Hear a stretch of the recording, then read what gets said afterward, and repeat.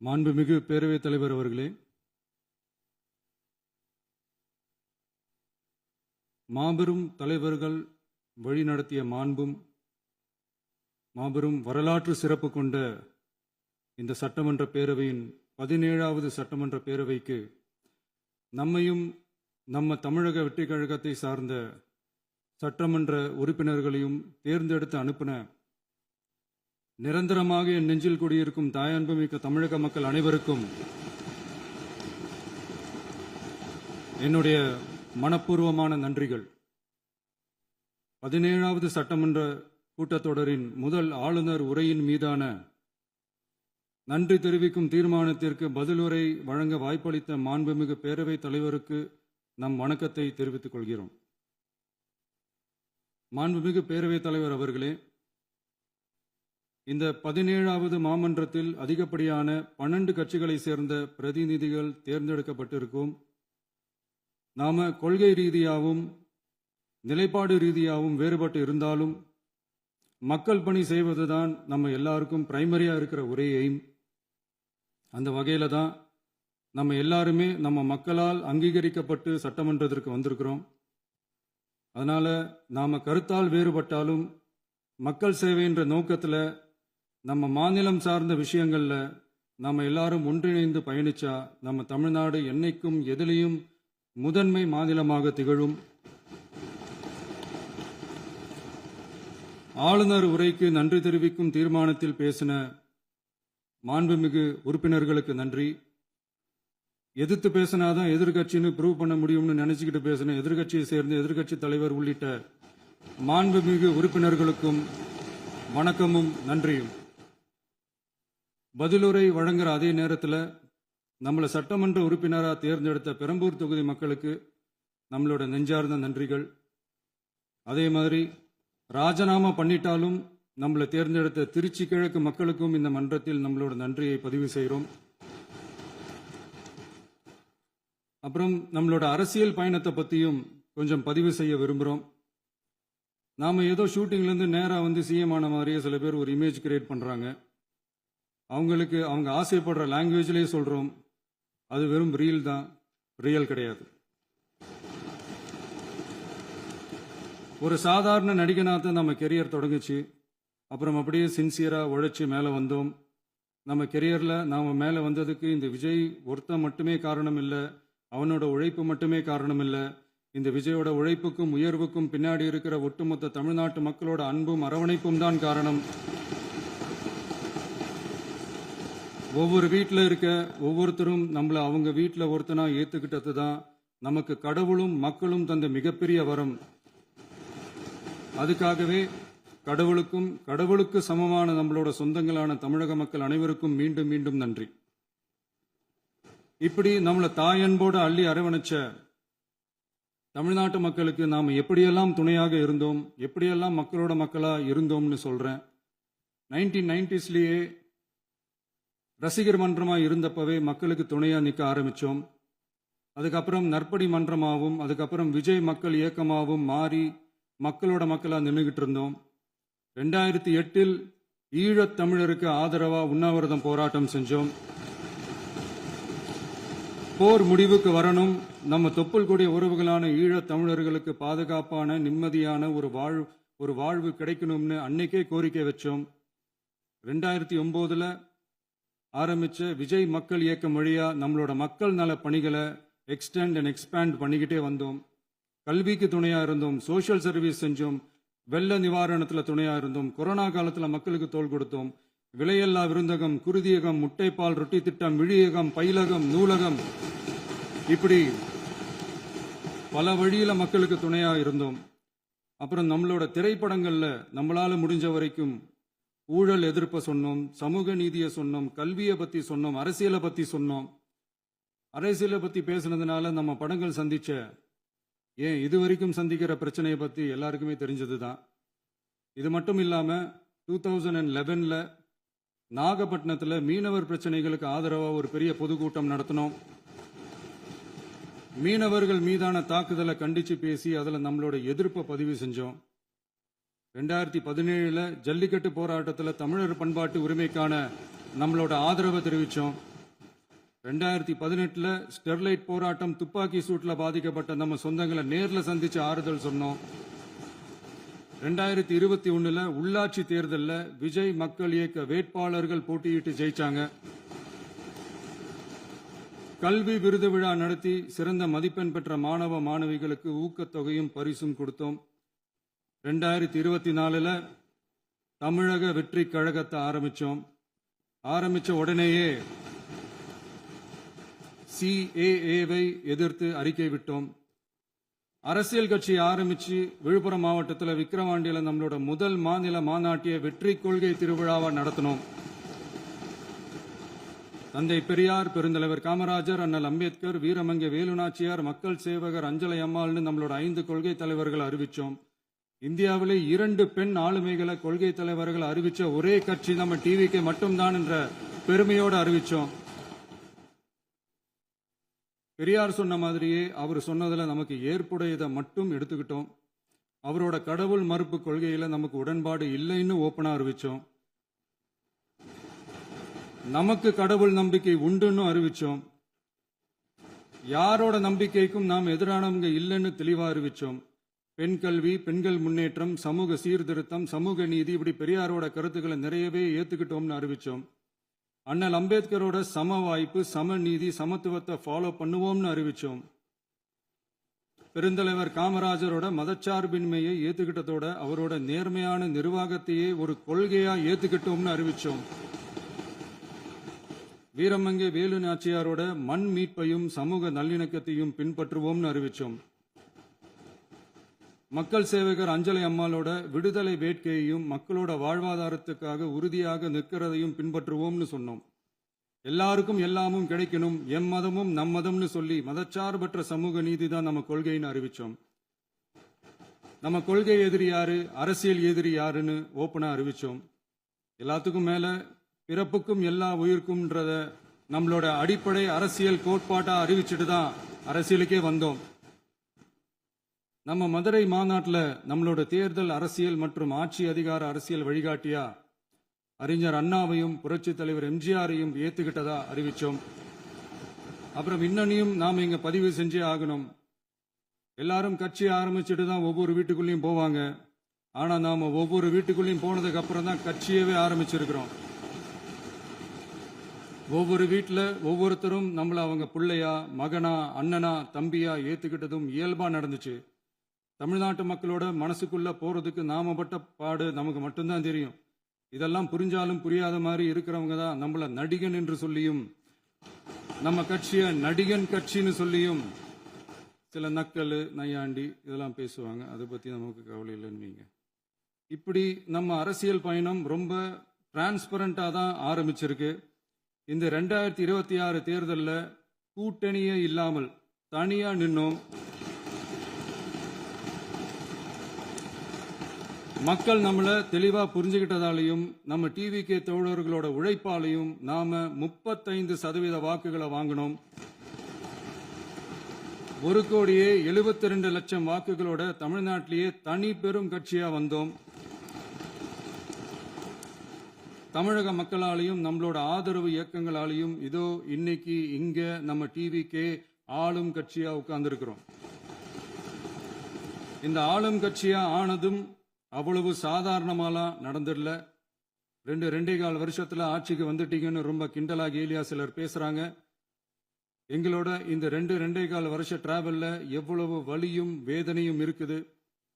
நம்மளோட மக்கள் சந்திப்புக்கே அவ்வளவு இடையூறு, அவ்வளவு தடைகள், ஊர் உலகத்துல யாருக்கும் இல்லாத ஒன்னா நமக்கு மட்டுமேன்னு தனியா ஸ்பெஷலா எக்ஸ்க்ளூசிவா நிறைய நிபந்தனைகள், நெருக்கடிகள், கட்டுப்பாடுகள், நம்மளை சந்திக்க வர்ற மக்களுக்கு சரியான பாதுகாப்பு இல்லாம, நம்ம கூட்ட நிகழ்ச்சிக்கு போதுமான பாதுகாப்பு இல்லாமன்னு இன்னும் வெளியே சொல்ல முடியாத நிறைய சூழ்ச்சிகள் எல்லாத்தையும் தாண்டி தான் நாம் இந்த இடத்துக்கு வந்திருக்கிறோம். But still miles to go. நம்ம டிராவல்ல எல்லாத்துக்கும் முச்சமா நம்மளோட சொந்தங்கள், நம்மளோட உறவுகள், 41 பேர் கரூர் சம்பவத்தில் இழந்த வேதனை எல்லாம் எப்படி சொல்றதுனே தெரியல. நம்ம மனசை விட்டு என்னைக்கும் அந்த வலியும் வேதனையும் நீங்கவே நீங்காது. அதுலயும் நம்ம மேலேயே பழி போட்ட கொடுமையெல்லாம் இருக்கும் பாருங்க, அதெல்லாம் வேற லெவலுங்க.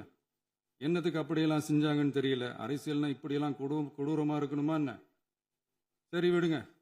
இந்த விஜய் இவனோட மக்களுக்காக எதையும் தாங்க தயாராகிட்டான். இவ்வளவு பெயின்ஃபுல்லான நம்ம பொலிட்டிக்கல் டிராவல்ல நம்மளோட மிகப்பெரிய ஆறுதலும் பலமும் என்ன தெரியுமா?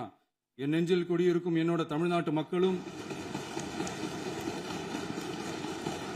என் உயிருக்கு உயிரான என்னோட தோழர்களும் தான். அவங்களோட பலத்தால தான்.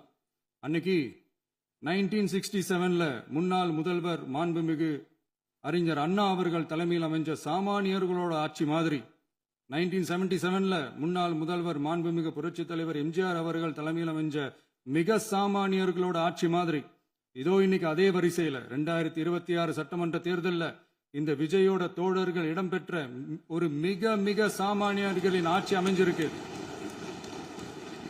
வாகை சூடும் வரலாறு திரும்பி இருக்கிறது. இப்படி ஒரு தீர்ப்பை மக்கள் அளிச்சதுனால தான் தமிழக வரலாற்றில் ஒரு மகத்தான கூட்டணி ஆட்சியை நாம் அமைச்சிருக்கிறோம். இளைஞர்களால என்ன செய்ய முடியும், பெண்களால என்ன செய்ய முடியும்னு கேட்டவங்களுக்கான பதில் தான் இன்னைக்கு அமைஞ்சிருக்கிற நம்ம ஆட்சி. ஒரே ஒரு குடும்பம் மட்டும் முக்கியம்னு சொல்றது நம்மளோட ஆட்சி அதிகார அரசியல் இல்ல. தமிழ்நாட்டில் இருக்கிற ஒவ்வொரு குடும்பமும் முக்கியம்னு சொல்றது தான் நம்ம அரசியல். நம்மளோட ஆட்சி அதிகாரம் அதான் நம்மளோட மனசாட்சி உள்ள மக்களாட்சி. இந்த 2026 தேர்தலில் யாராலும் உடைக்கவே முடியாதுன்னு சொன்ன மதத்தை உடைச்சோம், சாதியை உடைச்சோம், முக்கியமா காசு கொடுத்து ஓட்டு வாங்குற ஒரு நச்சு கலாச்சாரத்தையே சுக்கு நூறா தூள் தூளா உடைச்சிருந்தோம். நாம கிளீன் கவர்னன்ஸ் அண்ட் குட் கவர்னன்ஸ்ல உறுதியா இருக்கிறோம். இப்ப மட்டும் இல்ல, எப்பவுமே இப்படிதான் இருப்போம்.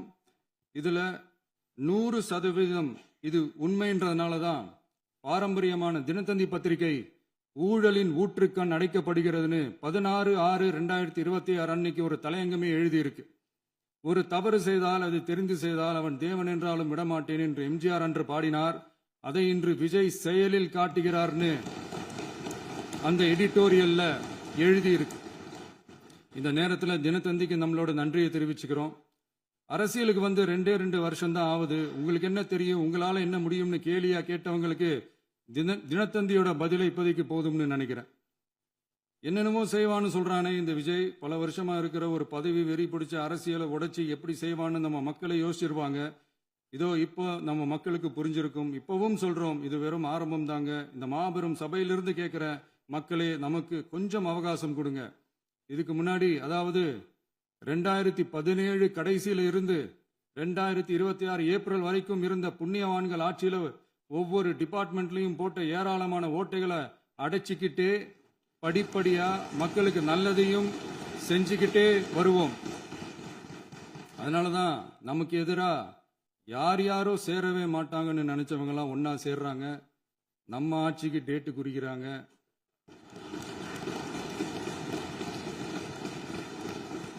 சரி, அவங்கள நம்ம மக்களே பார்த்துப்பாங்க, அதை விடுங்க. நாம ஆட்சிக்கு வந்து சரியா 40 நாள் ஆகுது. அதுக்குள்ள என்ன செஞ்சீங்கன்னு கேட்கறாங்க. ஒரு லிஸ்ட் ஒன்று சொல்றேன் கேளுங்க. பெண்கள் பாதுகாப்புக்காக சிங்கப்பெண் சிறப்பு படை, 200 யூனிட் வரை கட்டணமில்லா மின்சாரம், போதைப் பொருள் ஒழிப்புக்காக தனிப்படை, குறுவை நெல் சாகுபடியை ஊக்குவிப்பதற்காக 134.83 கோடி சிறப்பு தொகுப்பு திட்டம், வழிபாட்டு தலம், ஸ்கூல், பஸ் ஸ்டாண்டுன்னு அதுக்கு பக்கத்தில் இருக்கிற 717 மதுபான கடைகள் மூடப்பட்டன. அங்க வேலையில் இருந்தவர்களுக்கு வேறு கடைகளில் வேலை, கவனிக்கப்படாமல் விடப்பட்ட அம்மா உணவகங்கள் புதுப்பிக்கப்பட்டன.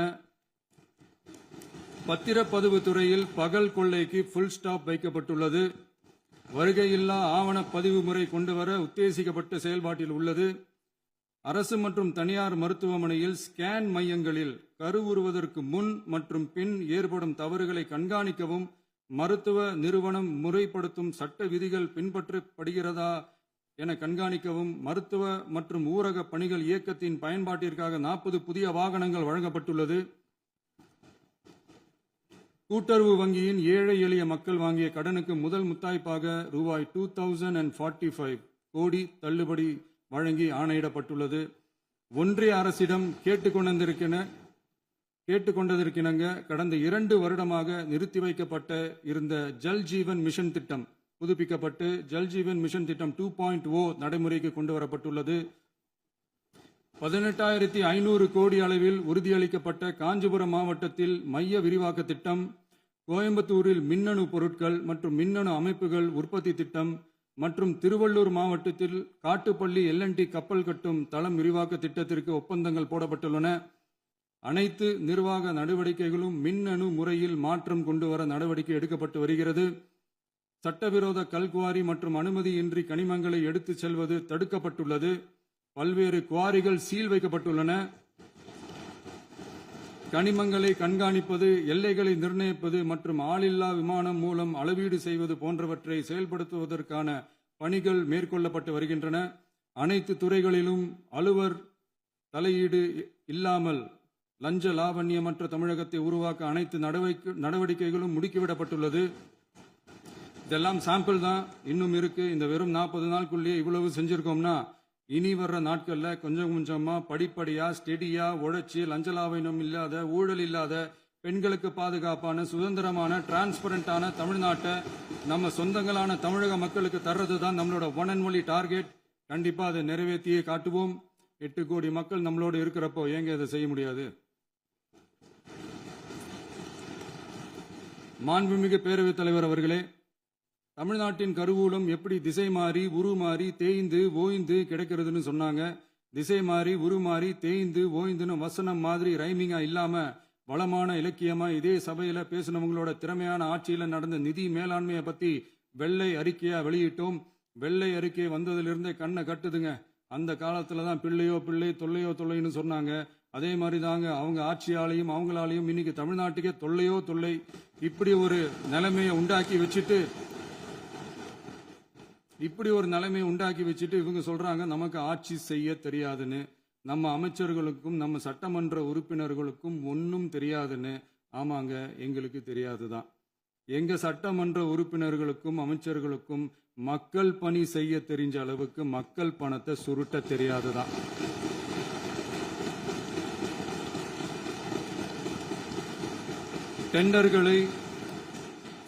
டெண்டர்களை முறைப்படுத்த தெரிஞ்ச அளவுக்கு அதோட ரேட்டை உயர்த்தி ஊழல் செய்ய தெரியாதுதான். பதவி உயர்வு வழங்கவும் பணி இடமாற்றம் கலந்தாய்வு நடத்தவும் தெரியுமே தவிர பதவி உயர்வுக்கும் பணியிட மாற்றத்திற்கும் பணம் பறிக்க தெரியாதுதான். புதிய பணியிடங்கள் உருவாக்க தெரியுமே தவிர அந்த பணியிடங்களை பணத்துக்கு விற்க தெரியாதுதான். கோயில்கள்ல நடக்கிற நிர்வாக சீர்கேட்டை தடுக்க நீங்க பேசுங்க, நீங்க கண்டினியூ பண்ணுங்க. கோயில்கள்ல நடக்கிற நிர்வாக சீர்கேட்டை தடுக்க தெரியுமே தவிர கோயில் பணத்தை கொள்ளையடிக்க தெரியாதுதான். தங்கத்தை உருக்கி தாரை வார்க்க தெரியாதுதான். கனிம வளத்தை பாதுகாக்க தெரிஞ்ச அளவுக்கு கனிமத்தை வித்து கொள்ளையடிக்க தெரியாதுதான். அரசு வருமானத்தை அரசு கஜானாவுக்கு மாத்த தெரிஞ்ச அளவுக்கு அந்த பணத்தை தனிப்பட்ட கஜானாவுக்கு மடை மாத்த தெரியாதுதான். போதை கலாச்சாரத்தை தடுக்க தெரிஞ்சவங்களுக்கு போதை கலாச்சாரத்தை வளர்க்க தெரியாதுதான். நம்ம குடும்பத்தில் இருக்கிற பாட்டி, அம்மா, அக்கா, தங்கச்சி, குழந்தைங்களை, பெண்களை மதிக்க தெரிஞ்சவங்களுக்கு ஓசி பஸ், 1000 ரூபாய் கேஸ், இப்படிலாம் பேச தெரியாதுதான். எங்க உறுப்பினர்களுக்கும் அமைச்சர்களுக்கும் மக்கள் சேவை தெரிந்த அளவிற்கு சுயநல தேவையை செஞ்சிக்க தெரியாதுதான். அதனாலதான் சொல்றோம், எங்களை பார்த்து எதுவும் தெரியாதுன்னு சொல்றவங்களுக்கு சொல்றோம், இதெல்லாம் எங்களுக்கு தெரியாதுதான். உங்களை மாதிரி முறைகேடுகளை செய்யறத நாங்க தெரிஞ்சுக்கவும் போறதில்ல, தெரிஞ்சுக்கவும் ஆசைப்படல. அத கடைசி வரைக்கும் எங்களுக்கு தெரியாமலே இருந்துட்டு போகட்டும். அதனால நாங்களும் எங்க மக்களும் வெரி வெரி ஹாப்பி தான். மாண்புமிகு பேரவைத் தலைவர் அவர்களே, எதிர்ப்பவர்கள் எதிர்க்கட்சி என்பதற்காக எங்கள் ஆட்சி மீது 1000 பழி போடலாம். ஆனாலும் தமிழக மக்களுக்கு உண்மையை உணர்த்த வேண்டியது நம்மளோட கடமை. மின்வெட்டை பொறுத்தவரை தமிழ்நாடு மின்மிகை மாநிலமாக இருந்தாலும் கடந்த காலங்களில் ஏற்பட்ட நிர்வாக குளறுபடிகளும் மின்சார சாதனங்கள் மற்றும் மின் மாற்றிகளில் ஏற்படும் பழுதாலும் வேண்டுமென்றே சிலரின் நடவடிக்கைகளாலும் இந்த மின்வெட்டிற்கு காரணமாக உள்ளது.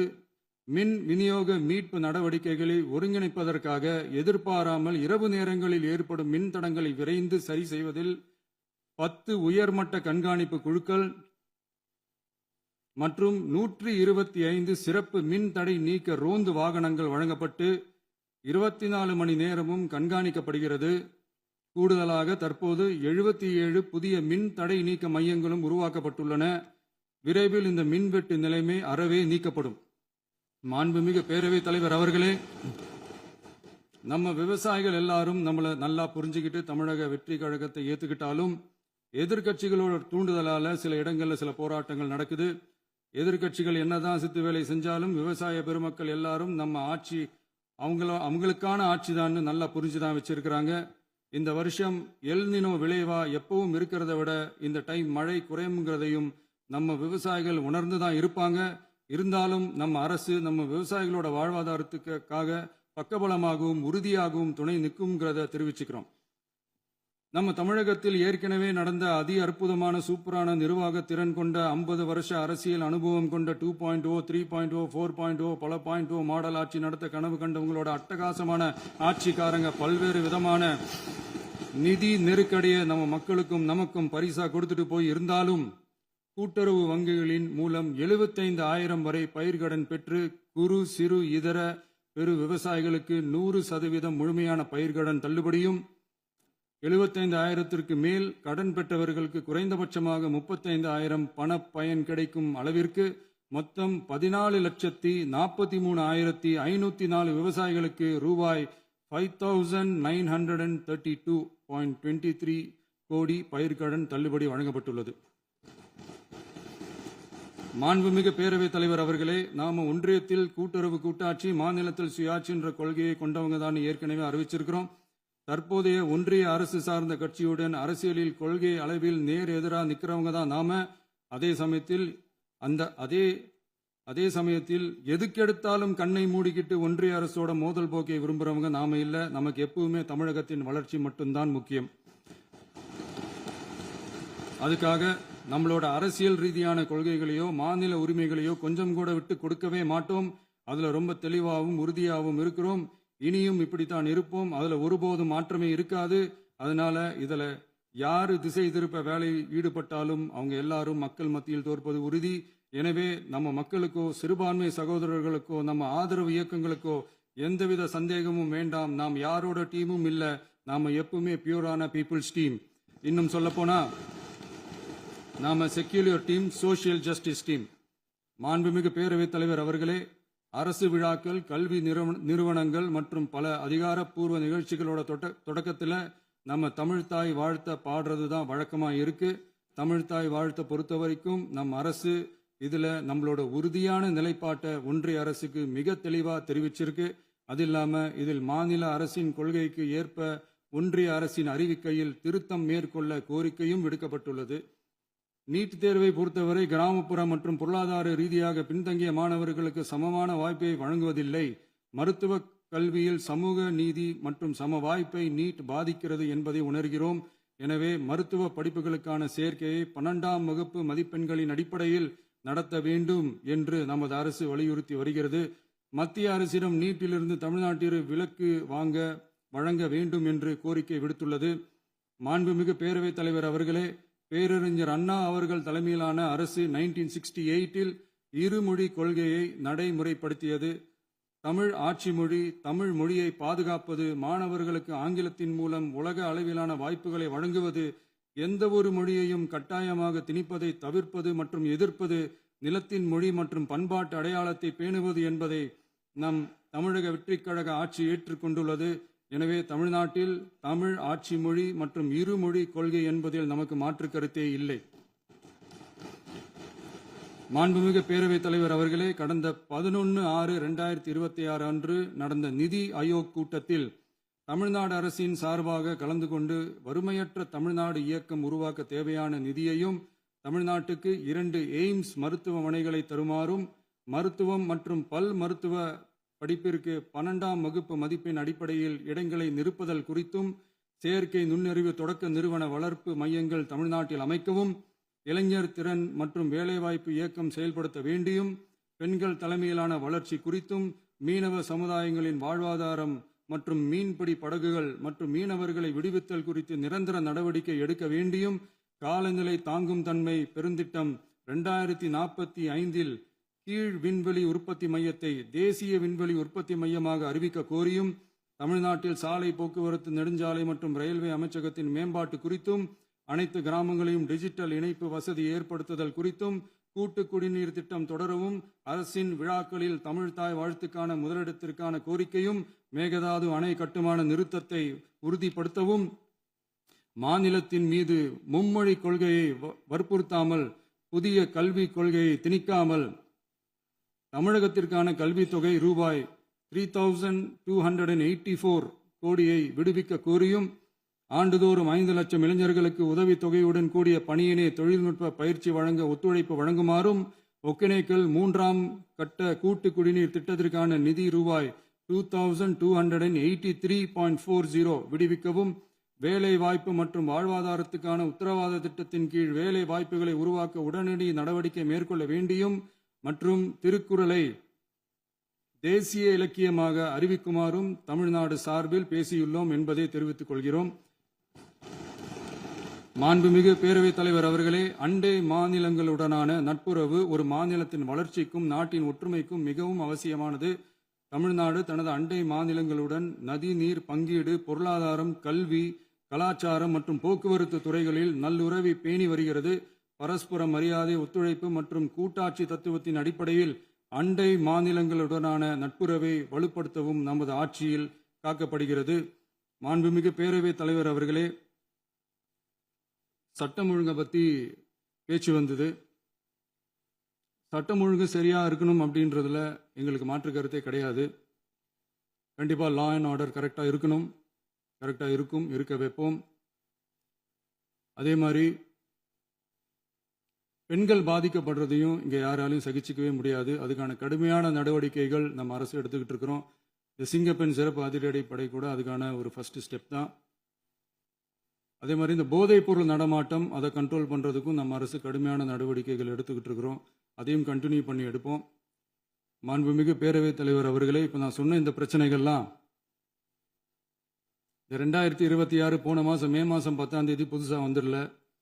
இதெல்லாம் பல வருஷமாக இருக்கிற பிரச்சனைகள் தான், பல வருஷமாக கண்டுக்காமல் விட்ட பிரச்சனைகள் தான். இன்னைக்கு எதிர்கட்சிக்காரங்க அதை பற்றி கேட்கும் போது எனக்கு அது அக்கறையாக தெரியல, அவதூறு அரசியலாக தான் தெரியுது, பழி போடுற அரசியலாக தான் தெரியுது. இப்படி அவதூறு பழி போடுறவங்கள பார்த்து ஒன்னே ஒன்று தான் கேட்கணும்னு தோணுது. கடந்த 9-10 மாசமா நம்ம ஸ்டேட்ல சட்டம் ஒழுங்கு டிஜிபியே இல்லை. சட்டம் ஒழுங்கு டிஜிபியை போடுங்கன்னு சொல்லி எல்லாம் ஓஞ்சி போயிட்டோம். போன ஆட்சியில் நடந்ததுக்கெல்லாம் இப்பதான் விடையை கண்டுபிடிக்கிறோம். நம்ம ஆட்சியில்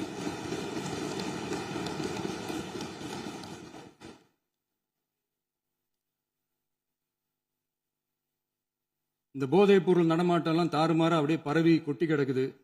இதெல்லாம் இனிஷியல் ஸ்டேஜ்லயே யார் கண்ட்ரோல் பண்ணியிருக்கணும்?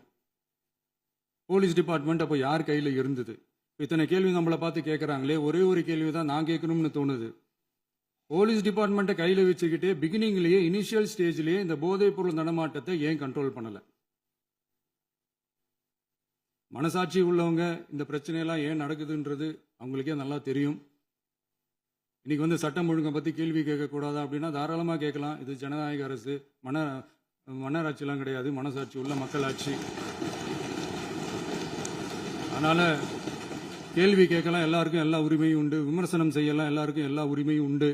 ஆனால் நம்ம ஆட்சியில் என்ன நடவடிக்கைகள் எடுத்திருக்கோன்றது தெரிஞ்சுக்கிட்டு அதுக்கேற்ற மாதிரி ஒரு நடுநிலையாக பேசுனீங்கன்னா கொஞ்சம் நல்லா இருக்கும். சட்டம் ஒழுங்கை பற்றி யாருக்கு என்ன யோசனை இருந்தாலும், மக்கள் நலனுக்காக யாருக்கு என்ன யோசனை இருந்தாலும் அதை தாராளமாக சொல்லலாம். நம்ம அரசு அது காது கொடுத்து கேட்கும். ஆனால் நம்ம அரசனுடைய நிர்வாகத்திறன் அதை பற்றி பேசுறவங்களுக்கு இந்த ஊரடிச்சு உலையில போட்டு ஊழல் மேல ஊழலா செஞ்சுக்கிட்டு அதுல இருந்து தப்பிக்கிறதுக்கு பேர் தான் நிர்வாகத்திறன் அப்படின்னு சொன்னா, அப்படிப்பட்ட ஒரு ஊழல் செய்யற நிர்வாகத்திறனை நம்ம அரசு ஒரு நாளும் செய்யாது.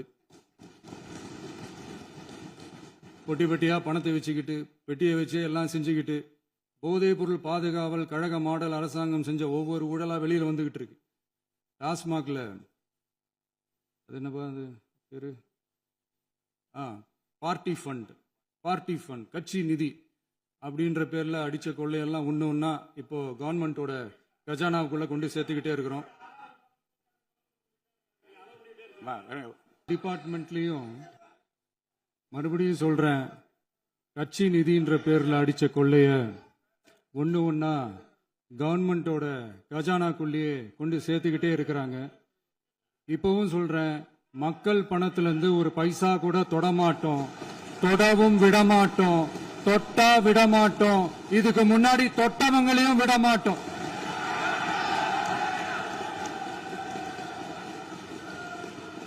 ஒவ்வொரு ஊழலா வெளியில வரும் போலே, ஒவ்வொரு வேஷமா கலைஞ்சிரும் போலே, இங்க இருக்கிற நிறைய பேரு நடுங்கி போய் இதுல நம்ம மேல அவதூறு வேற. இப்ப புதுசா ஒரு வெப்பன் ஒண்ணு கொண்டு வந்திருக்காங்க. அது என்ன தெரியுமா? அவங்க தயவால தான் நம்ம ஆட்சி நடக்குதாம். மக்கள் தயவால இந்த ஆட்சி நடந்துகிட்டு இருக்கு. மனசாட்சி உள்ள சக்திகளோட ஆதரவால இந்த ஆட்சி நடந்துகிட்டு இருக்கு. நாங்க தான் அனுப்பி வச்சோம், நாங்க தான் அனுப்பி வச்சோம் அப்படின்றாங்களே. அனுப்பி வச்சவங்களுக்கு மினிஸ்ட்ரியில இடம் கொடுத்தா ஏன் கதறீங்க? ஏன் இவ்வளவு கோவம்? ஏன் இவ்வளவு கதறல்ஸ்? இதுல இன்னொரு முக்கியமான விஷயம், மார்க்சிஸ்ட் கம்யூனிஸ்ட் கட்சி நமக்கு ஆதரவு கொடுத்தது சுயேட்சையா எடுத்த முடிவுன்னு சொல்றாங்க. அதே மாதிரி இந்திய கம்யூனிஸ்ட் கட்சி நமக்கு ஆதரவு கொடுத்தது சுயேட்சையா எடுத்த முடிவுன்னு சொல்றாங்க. இதுல எங்க இருந்து நாங்க தான் அனுப்பி வச்சோம், நாங்க தான் அனுப்பி வச்சோம்னா புரியலையே. மக்களுக்கு நல்லா புரியும், எல்லாத்தையும் தெளிவா பார்த்துக்கிட்டு இருக்கிறாங்க.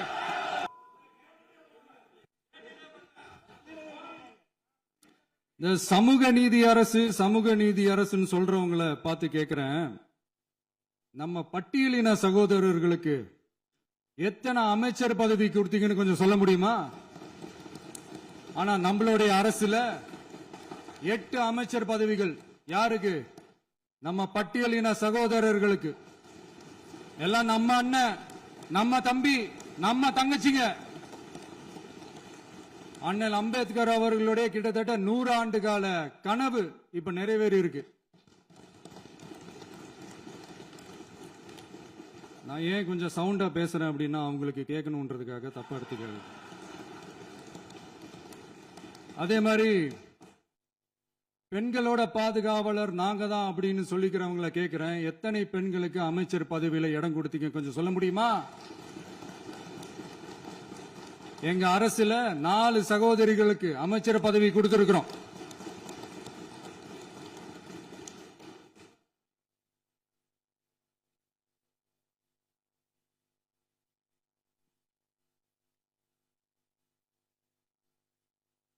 அதனால மக்களால் நிராகரிக்கப்பட்டு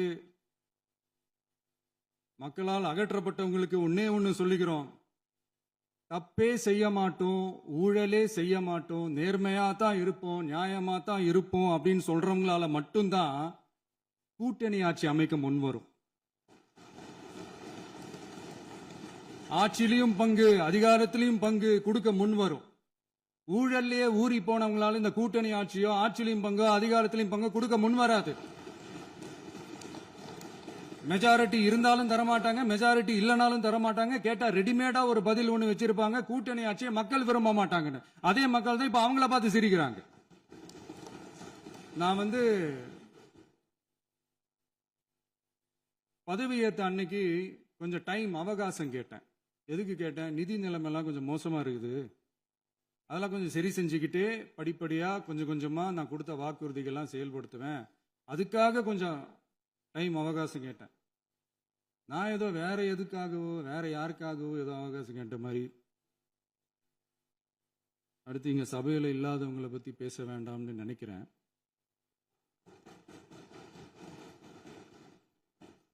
இங்க நம்மளை பத்தி அவதூறு பரப்புறதோட மட்டும் இல்லாம இப்ப நம்ம மக்கள் மேலேயும் அவதூறு பரப்ப ஆரம்பிச்சிட்டாங்க. மக்கள் நமக்கு ஓட்டு போட்டது தப்பான், குடும்பம் குடும்பமா நமக்கு ஆதரிச்சது தப்பான். இது இப்ப இல்ல, நான் சொல்றது எம்ஜிஆர் அவர்கள் காலத்திலிருந்தே. அப்பவே அவர் ஜெயிச்சப்போ அதே மக்களை தப்பு தப்பா பேசுறது. மக்கள் என்ன பண்ணிட்டாங்க, எம்ஜிஆர் என்ன பண்ணிட்டாரு, எம்ஜிஆர் என்ன இது பண்ணிட்டாரு. 50 வருஷமா ஒரே டெக்னிக்கா.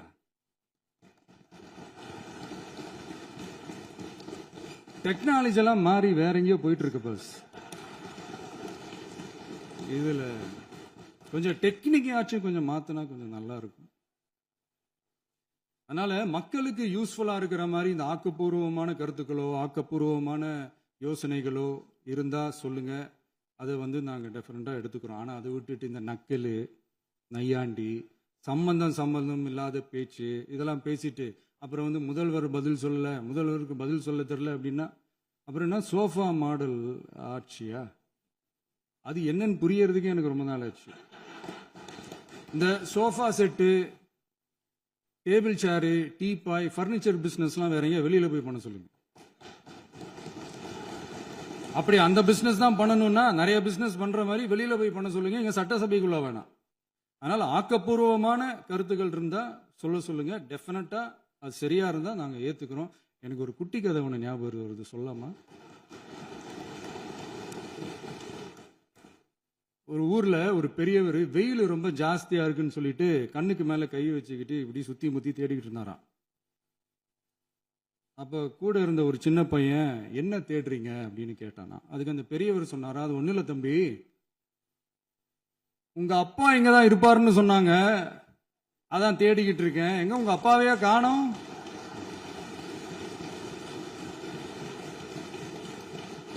இல்ல எங்களுக்கும் நக்கலா நையாண்டியா சம்பந்தம் இல்லாத குட்டி கதை இதெல்லாம் எங்களுக்கும் பேச தெரியும். அந்த கதையில பெரியவர் அப்படி சொன்னாராம், தப்பா எடுத்துக்காதீங்க. அந்த கதையில பெரியவர் அப்படி கேட்டாராம். அதனால யாரும் இங்க டென்ஷன் ஆக வேணாம். அதனால இன்னொரு இந்த என்னுடைய உரையை முடிக்கிறதுக்கு முன்னாடி போயிட்டாங்க, பேசலாமா? உங்க கருத்துக்களை நீங்க முழுமையாக மன நிறைவோடு பேசலாம். டிவியில பார்க்கலாம். சரி, அதான் 5 நிமிஷம் பேசுனதுக்கே கொளத்தூரி இந்த ஆட்டம் அடிச்சு பேசுனா அப்புறம் என்ன பண்றது? கடைசியா நான் இந்த உரையை முடிக்கிறதுக்கு முன்னாடி ஒரு முக்கியமான ஒரு விஷயம் பத்தி சொல்லணும். ஆளுநர் உரை அன்னைக்கு இந்த தமிழ் தாய் வாழ்த்துக்கு அப்புறம் தேசிய கீதம் பாடினது தப்பு, தேசிய கீதம் 2 முறை பாடினது தப்பு, அப்படி ஒரு நிகழ்வு இதுக்கு முன்னாடி இந்த சட்டசபையில நடந்ததே கிடையாது, அந்த மரபையே மாத்திட்டீங்க, இப்படி ஒரு பெரிய ஒரு போர் மாதிரி எதிர்கட்சி சார்ந்தவங்க எல்லாம் சொன்னாங்க இல்லையா? அந்த மாநில உரிமை போராளிகளை, அந்த மரபு காக்கிற உரிமை போராளிகளை ஒரே ஒரு கேள்விதான் கேட்கணும். 2021 ஆகஸ்ட் 2 ஞாபகம் இருக்கா? Centenary celebration of Tamil Nadu legislature. அந்த ஃபங்க்ஷன்ல நம்ம முன்னாள் முதலமைச்சர் கருணாநிதி அவர்களோட கலைஞர் அவர்களுடைய கலைஞர் அவர்களுடைய புகைப்படத்தை மாண்புமிகு குடியரசுத் தலைவர் திறந்து வைக்கிற ஒரு ஃபங்க்ஷன். அந்த ஃபங்க்ஷன்ல national anthem followed by Tamil Thai Vazhthu அப்படின்னு அறிவிச்சது ஞாபகம் இருக்கா? அதாவது தேசிய கீதத்துக்கு அப்புறமா 2வது முறையா, நோட் திஸ் பாயிண்ட் மாண்புமிகு பேரவைத் தலைவர் அவர்களே, பிளீஸ் நோட் திஸ் பாயிண்ட். தேசிய கீதத்துக்கு அப்புறம் 2வது முறையாக தமிழ் தாய் வாழ்த்து பாடப்படும் அப்படின்னு சொன்னது ஞாபகம் இருக்கா? அதுவும் முத்தமிழ் அறிஞர் அப்படின்னு சொல்ற நம்ம கலைஞர் அவர்களுடைய அந்த புகைப்படம் வெளியிட்டு விழாவில் அவர் இருந்த இதே சபையில தமிழ 2வது இடத்துக்கு தள்ளினது யாருன்னு ஞாபகம் இருக்கா? அது மட்டும் இல்ல, அந்த தேசிய கீதத்தை நாட்டுப்பண் நேஷனல் ஆந்தம்னு சொல்லி அதே ஃபங்க்ஷன்ல கடைசியா ஃபங்க்ஷன் முடியும் போது செகண்ட் டைம் தேசிய கீதம் பாடினதும் ஞாபகம் இருக்கா? இதே அவையில் தான், அது அவை குறிப்பிலும் இருக்கிறது, இதே அவையில் தான் நடைபெற்றது. இந்த தக்க நேரத்தில் இந்த ஆதாரங்களை அளித்த மாண்பு முதல்வர்களுக்கு நன்றியை தெரிவித்துக் கொள்கிறேன். டவுட் இருந்தா இந்த புக்கை பார்த்து தெரிஞ்சுக்கலாம். அதனால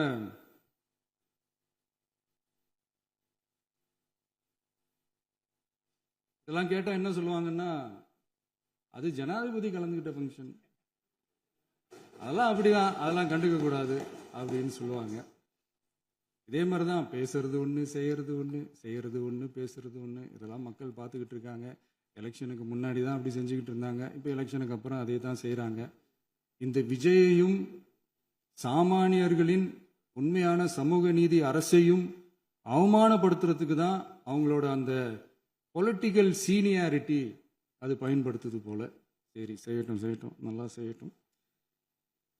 இப்போ ஆனாலும் நம்மளுடைய மாநில உரிமை, மொழி உரிமை, உத்தம உத்தரர் போல வேஷம் போடுற எதிர்கட்சிக்கு ஒன்றை மட்டும் ஆணித்தரமாக சொல்றோம். உங்களை மாதிரி தமிழ்னு சொல்லிக்கிட்டு, மொழி, பண்பாடு, கலாச்சாரம்னு சொல்லிக்கிட்டு ரெட்டை வேஷம் போடுறவங்க நாங்க கிடையாது. உலகெங்கும் வாழும் என் தமிழ் சொந்தங்களுக்கு நம்முடைய உத்தரவாதம் தமிழ் தான் எங்க உயிர் நாடி அப்படின்றத மறக்க மாட்டோம். இப்பவும் சொல்றோம், மாநில உரிமையில எப்பவும் உறுதியா இருப்போம். அதே சமயத்துல அரசியல் வேற, ஒன்றிய மாநில அரசுகளுக்கு இடையே இருக்கிற நிர்வாக அணுகுமுறை வேற. இதுல நாங்க ரொம்ப தெளிவா இருக்கிறோம். அதனால எங்களுக்கு பாடம் எடுக்கிறதா நினைச்சுக்கிட்டு உங்க வேஷத்தை நீங்களே கொஞ்சம் கொஞ்சமா கலைச்சிக்கிட்டே வர்றீங்க, மறந்துடாதீங்க. அப்புறம்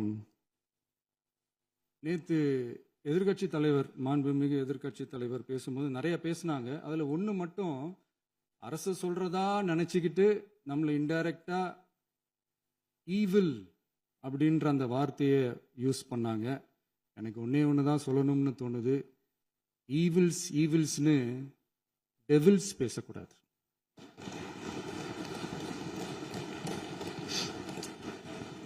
அவங்க இருந்திருந்தா ஒரு ஆக்ஷன் பண்ணணும்னு எனக்கு தோணுச்சு.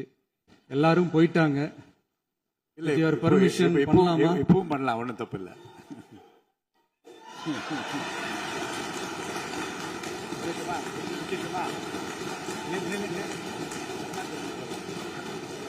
யார் சொல்லுங்க?